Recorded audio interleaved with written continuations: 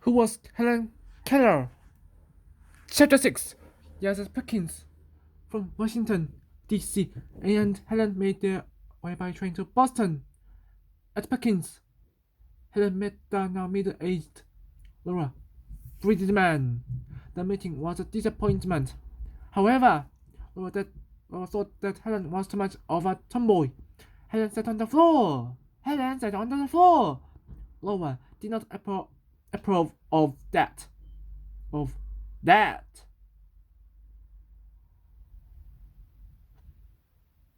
When Helen left, she bent to kiss Laura goodbye and stepped on Laura's toes. Laura's toes. Laura cried out in pain. Helen felt like a clumsy schoolgirl. Some people thought that Helen was too loud and laughed too much, but Annie did not agree. She knew that Helen was full of life, and he wanted Helen to grab hold of life and not wait quietly for things to happen. Helen spoke at the Perkins commencement. Commencement.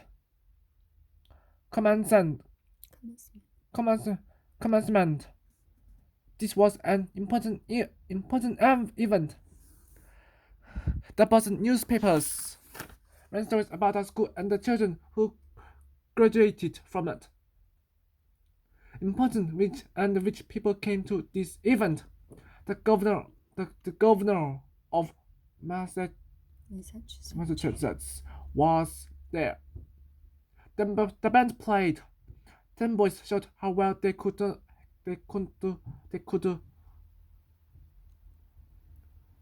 arithmetic. Then came Helen. Helen had been sitting patiently on the platform waiting for her turn. She smiled and glowed as she waited. She could feel the crowd's energy. Proudly, Helen spelled a poem about birds into Annie's hand. Annie spoke the words as Helen spelled. The audience was spellbound. When the school closed for the summer, Annie and Helen went to Cape Cod. For the first time, Helen went swimming in the ocean. She loved the feel of the cold, salt water on her face. Cape Cod was to become Helen's most favorite place. One day, when Helen was swimming, the strong waves pulled her under. She fought her way to the surface, swallowing water as she struggled. The waves tossed her onto the sand. Helen lay in terror, not sure what had happened. Annie ran to her and hugged and comforted her. Helen had courage. 2 days later, she was back in the ocean, swimming. Helen had only one question. Who? She wanted to know. Had filled the ocean with salt. After Annie and Helen went home to Alabama, lessons and learning again for their days. As time passed, Annie thought about leaving Alabama. The local people stared at Annie and Helen when they went into town. Annie believed that Helen could learn more by living in the city.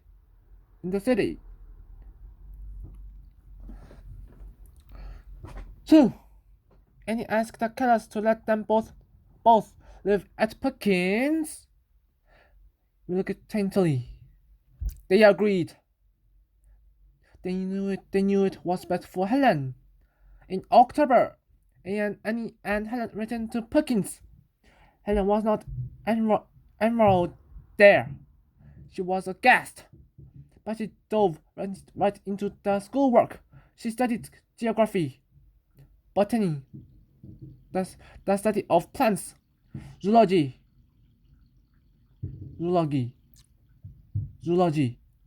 the study of animals, and arithmetic. was her least favorite subject. Helen's time at Perkins passed quickly. Poetry became her passion. One time Helen visited Oliver Wendell Holmes, the great New England writer. Later, she read his poems to the blind children at Perkins. Helen sent him a letter. She told Holmes that she was sorry he had no little children to play with, but that he seemed happy with his many books. She went on to tell him what she was learning and asked if her little sister could meet him. When she visited Helen, Holmes loved her letter. He published it in an important magazine called the Atlantic Monthly. After his honor, Helen began to take her writing more seriously. In the spring of 1890, a teacher named Mary Swift Lamson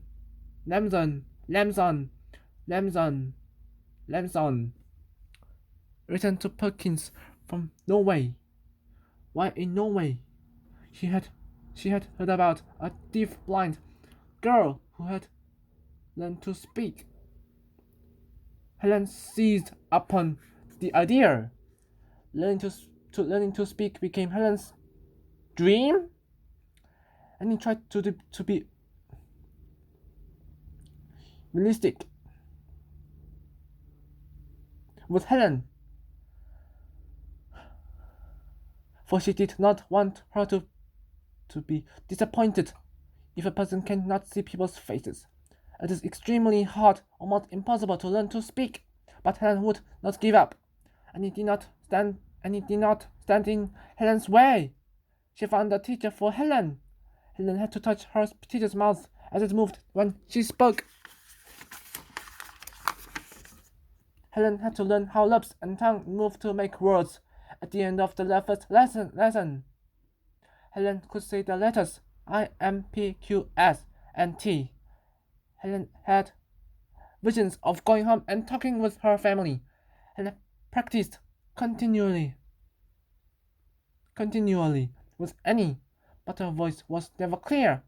It was something that would bother Helen the rest of her life. She thought that not being able to speak clearly made her different. Now 11. Helen wrote a story she called The Frost King. She gave the story to Mr. Anagnos for his birthday. It was a lovely story, full of images and color. It was published in the Mentor, the Perkins Alumni magazine, in January 1892. People praised the wonderful story. However, Helen had not created the story. A newspaper printed Helen's story side by side with a story by someone called The Fort Fairies. Helen's story was exactly the same. Helen was crushed.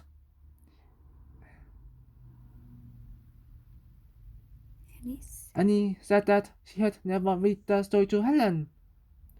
No one ever remembered reading the story to Helen. But a copy of the book was in the house where Annie and Helen had stayed on Cape Cod. Somehow, Helen must have heard the story and forgotten it. Helen was shattered. She hadn't been trying to trick anyone.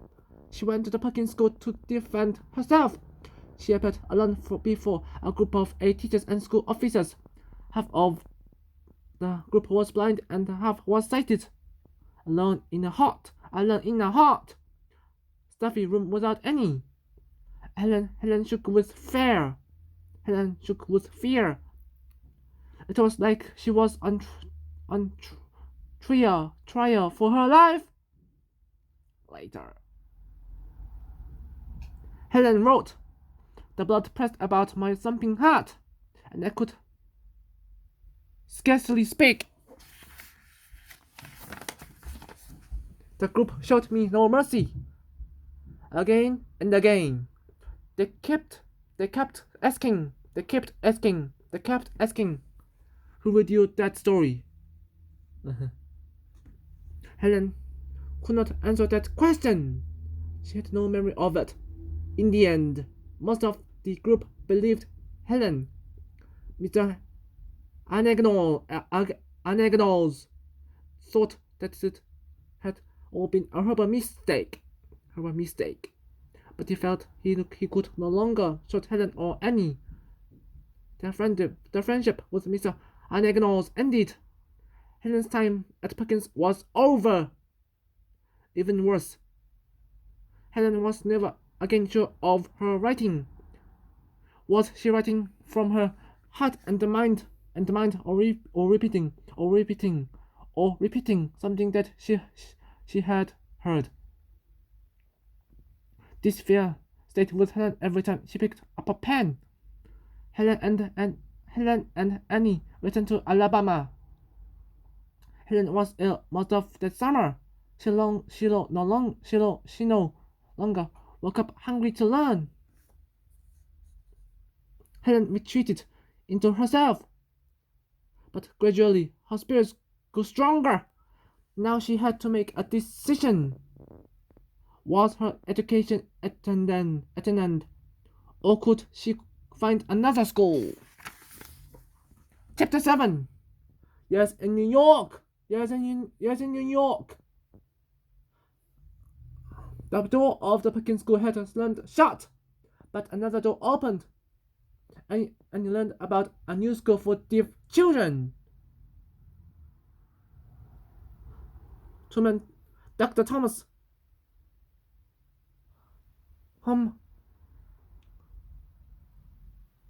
Homerson and John Wright studied at school in 1894 in New York City, and it sounded perfect for Helen.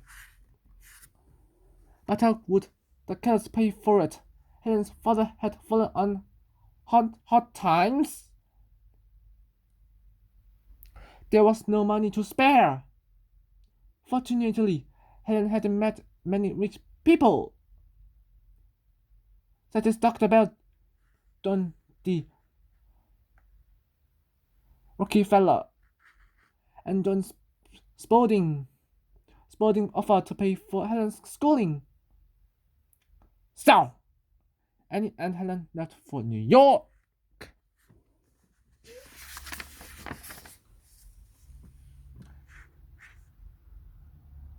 They settled into a fine house close to Central Park.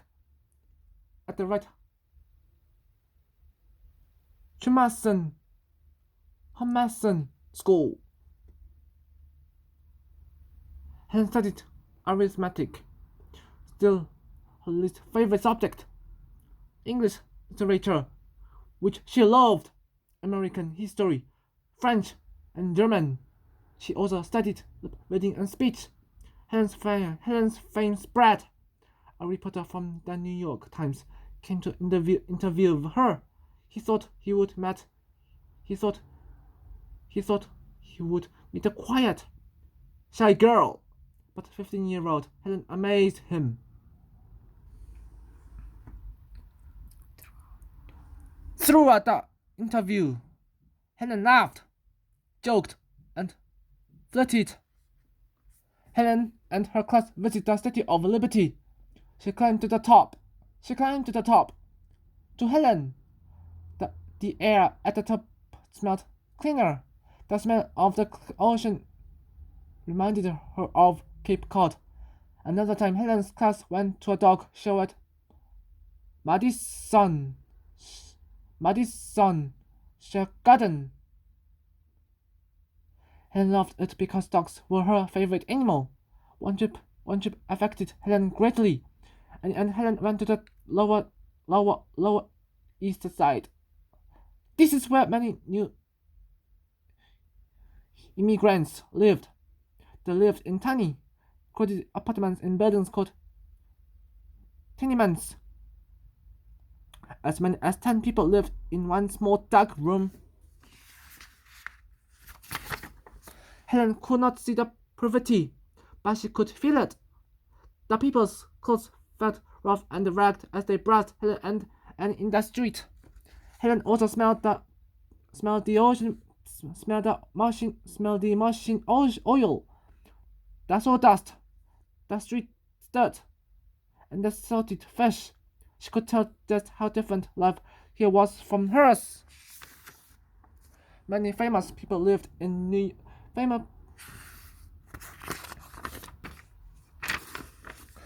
Many famous people lived in New York. At the party, Helen met Mark Twain. Twain had written the Adventures of Huckleberry Finn and Tom Sawyer. Twain watched Helen with lips. They talked together at the party. When Helen left, she put violets in his buttonhole. The two became lifelong friends. After school, Helen liked going to Central Park. On winter days, Helen went bobsledding. She took riding lessons. Helen was growing up. She was become a beautiful, interesting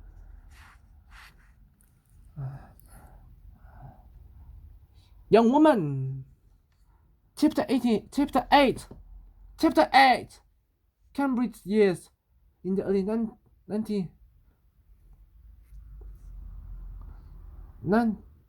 1900s, few women went to college, and no deaf blind woman had ever completed college.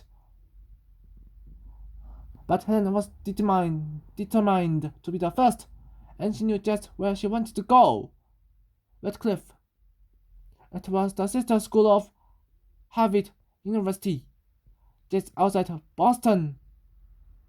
Radcliffe was considered the top women's college in the United States.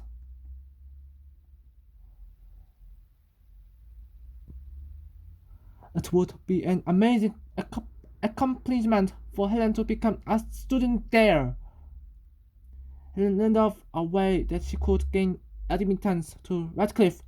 There was a school, the Cambridge School for Young Ladies, that prepared young women for Radcliffe.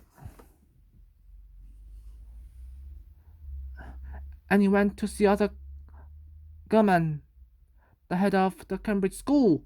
She pleaded with him to take Helen as a student. Surprised by the request, he said that he would think it over. And Annie had no choice but to wait. His answer would determine Helen's future. It was during this time that Helen's father died. Helen wanted to rush home for the captain's funeral, but her mother wouldn't permit it. It was summer when many contagious diseases thrived in the South. Helen's mother did not want to risk Helen's health.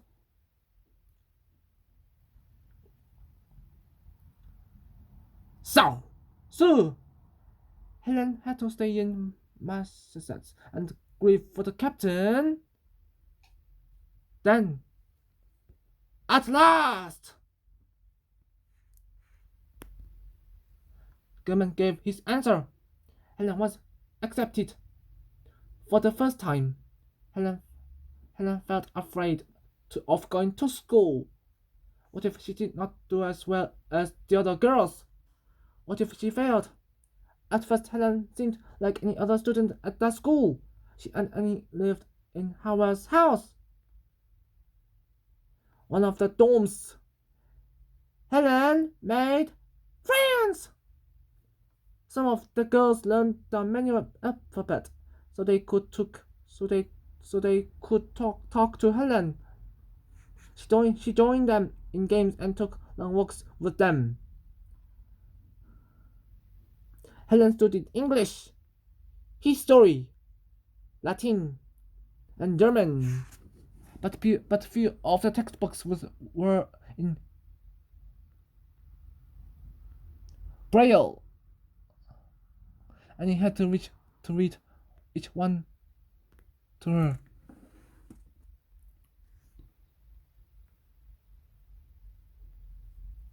And he also had to look up words Helen did not know, even if the words were in German or French.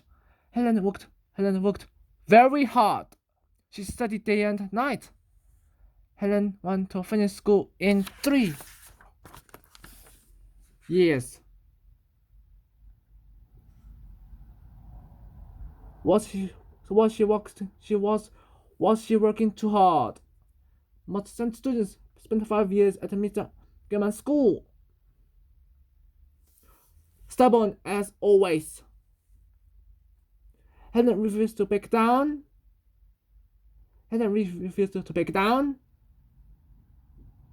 The constant studying took its toll. Helen became ill. Her sister, Mildred, now also attended that school. Mildred noticed that Helen seemed weak and was always tired. Mrs. Keller became alarmed. Was Annie pushing her daughter too hard? Mrs. Keller met with friends of Helen's. Should she take Helen from Annie?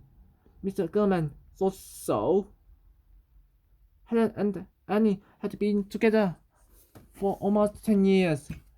Wherever Helen went, Annie did too. Perhaps it was time for Helen to make a break with teacher.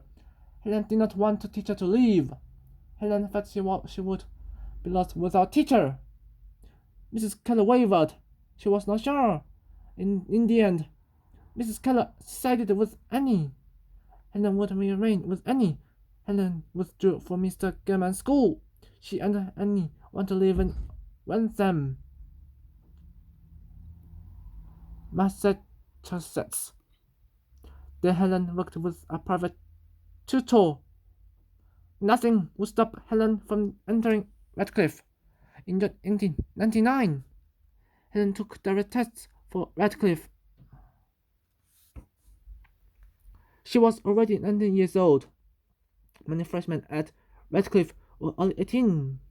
Helen was afraid that she had failed, but she passed with good marks. Finally, on July 4, 1899, the acceptance letter came. The fireworks for the holiday seemed to be just for Helen. But the Dean of Radcliffe suggested that Helen wait for a year before entering. To Helen, that seemed like forever. It's September 1900. Helen entered Radcliffe as a freshman in the wonderland of her mind. Helen said, I should be as free as another. Helen's dream had come true.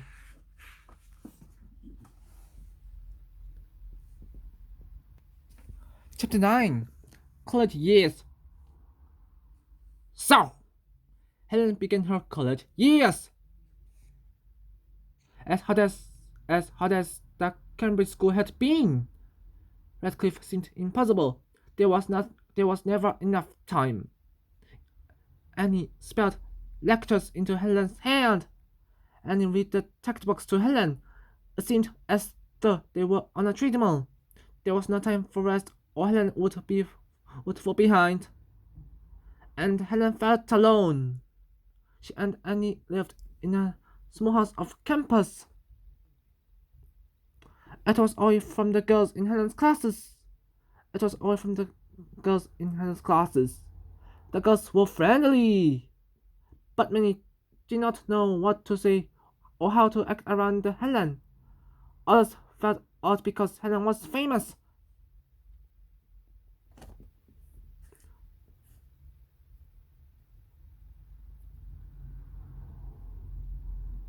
So, with a quick handshake,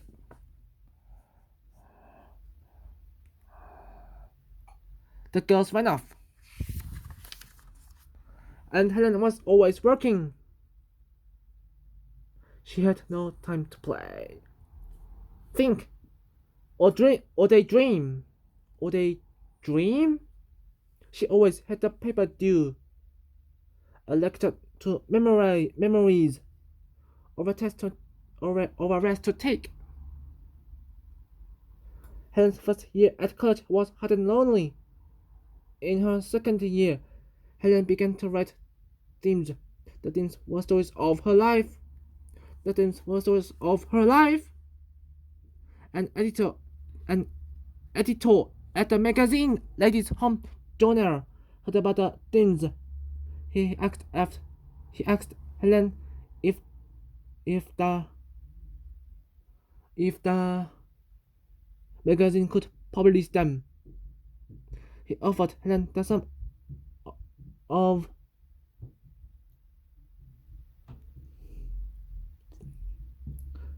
$3,000. Helen was amazed. That was a lot of money. Helen agreed, and so she began the story of my life.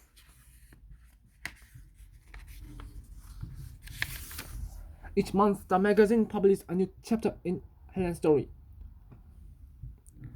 The first one went fine, but Helen handed in the second chapter late. The story was much too long. Neither Helen nor Annie knew how to edit. What were they to do? Friends told them about a fine editor named John Maxey.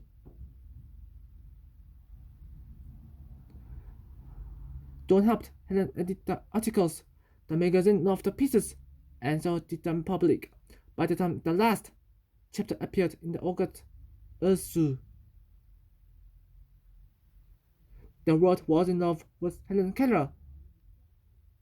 John Maxey thought that Helen's stories could be made into a book. John added Helen's childhood letters and a section describing how Annie taught Helen's book, the story of my life, became a hit. It is still in print today. It has been published in more than 50 languages. Now Helen had a career as a writer. No one could ever say that this was not her story. It was her life. In June 1904, Helen Wood Keller graduated with honors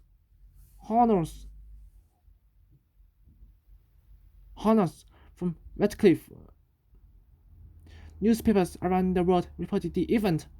Helen had achieved what no one person with her handicaps had ever done. Now she had a college degree, but what was she going to do with it? Annie also had big questions to decide. She and John Maxey had fallen in love. He wanted to marry her. But what? Annie wondered what happened to Helen. Could she lead a more independent life? Annie wanted to marry John Maxey, and so they did in 1905. Helen lived with them. As for Helen, she kept on with her life too. She published a second book.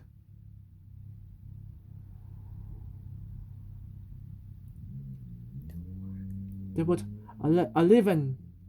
It came out in 1908 and told of Helen's world. It described how she used her senses of touch, smell, and taste to make up for her two missing ones. The book also revealed Helen's wonderful imagination at how she pictured how her world. The book was a hit, but Helen wanted to support herself. The money from the book was not enough to do that. I also want to do that. How else could Helen make a living? Chapter 10. all grown up. Helen was asked to give a public speech. Helen gave her first speech in Montclair, New Jersey, and it was with her. Still, Helen was scared. What if no one understood her? Helen spoke about her life. Her voice was not clear, but no one seemed to care. The audience loved her. Helen was asked to give more speeches.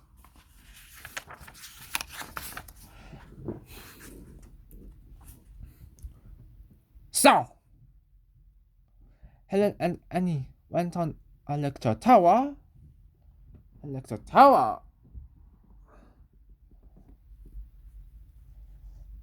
They toured different cities in the United States. In 1913, she spoke about her life and her feelings and how she accomplished what she did. And introduced Helen and then spoke again at the end. And heartfelt applause greeted Helen wherever she went. Helen was so successful on stage that some people invited her to make a movie about her life and her feelings. Helen and Annie went to Hollywood and made the silent film Deliverance. And Helen dreamed of the money they'd make from the film. They hoped to become rich and famous like movie stars, but the movie was not a success. Disappointed, Helen and Annie returned to Ransom, and now they had a new problem. Annie's eyesight was failing, and Annie and John had separated. Annie was hurt of the failure of her marriage, and she feared she would go blind. The two rested. Helen answered the many letters that she received. Helen was famous, but they were broke. Helen had to think of a way to earn money. Then an offer came. New York. The devil agents met with Helen and Annie. The devil was a stage show made up of a series of different acts. The agents discussed whether the two women might do a 20-minute act about Helen and her teacher. Annie and Helen's friends did not like the idea. Helen's mother hated the idea. People would come just to see a blind and deaf woman, but Helen didn't care. She thought that it would be fun, and as always, once Helen decided to do something, there was no changing her mind. The first performance was on February 24, 1920, at the Palace Theatre in New York City. Teacher opened the act in her Irish brogue. She told how she had first taught Helen music, then further theater. Helen parted the curtains and walked on stage. Then they told of the miracle. The day when Annie spelled the word water and Helen realized what it meant. At the end of their act, the audience exploded with applause. Helen had charmed them completely. Soon, Helen and Annie were among the highest paid performers. They earned up to $2,500 per week. Annie began to worry about that. People came to see if Helen would fall off the stage or make some other mistake. Maybe some did, but most did not. They came because they admired Helen, and Helen loved Daredevil. She liked talking to the other performers. She loved the smells backstage. Helen said that she felt like part of our family. In 1924, Helen started a new job, one that was to last the rest of her life. The American Foundation for the Blind asked Helen to work for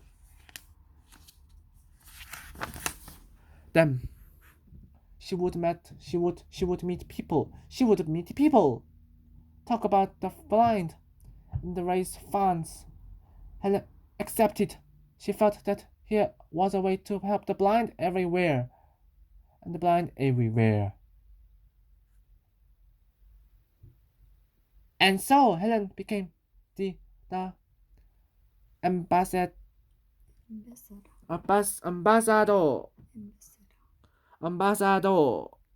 for the blind. She met kings, queens, and presidents, and he went with her. In 1925, Helen took a year off to write another book.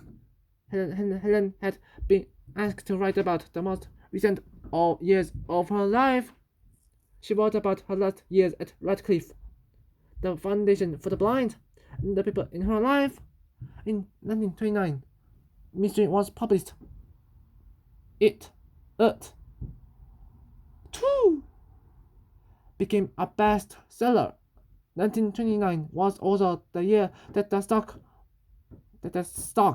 market crashed. The Great Depression began. Millions of people in the United States lost their jobs and their money, and he became ill. Her sight grew worse and worse. Later, she lost her sight. Helen's heart broke for teacher. She made sure that teacher was well taken care of. A secretary named Polly Thompson began to fill in for Annie. Then, in 1936, Annie Sullivan died. For nearly 50 years, teacher had been the center of Helen's life. Could Helen live without her? Many people thought Helen would collapse or fade away. But she didn't. In her heart, Helen knew that she had to go on. She could not retreat from the world. Teacher never would have wanted that.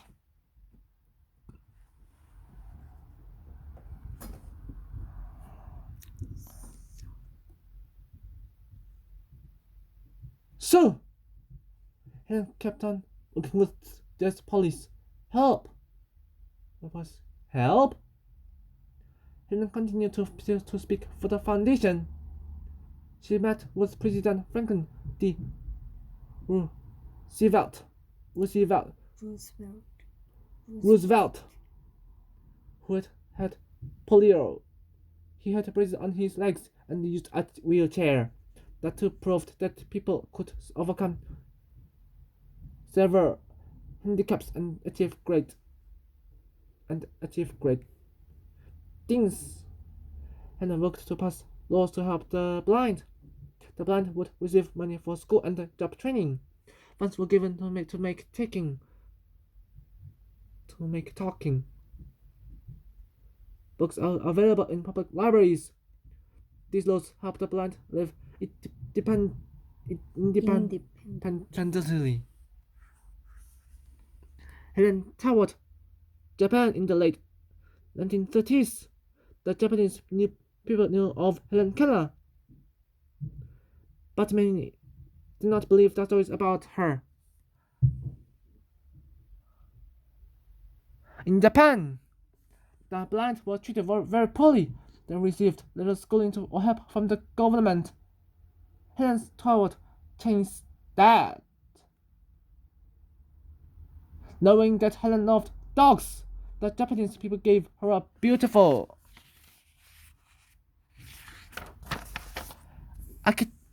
Akita dog. This gift showed how much they respected her. Helen then returned home.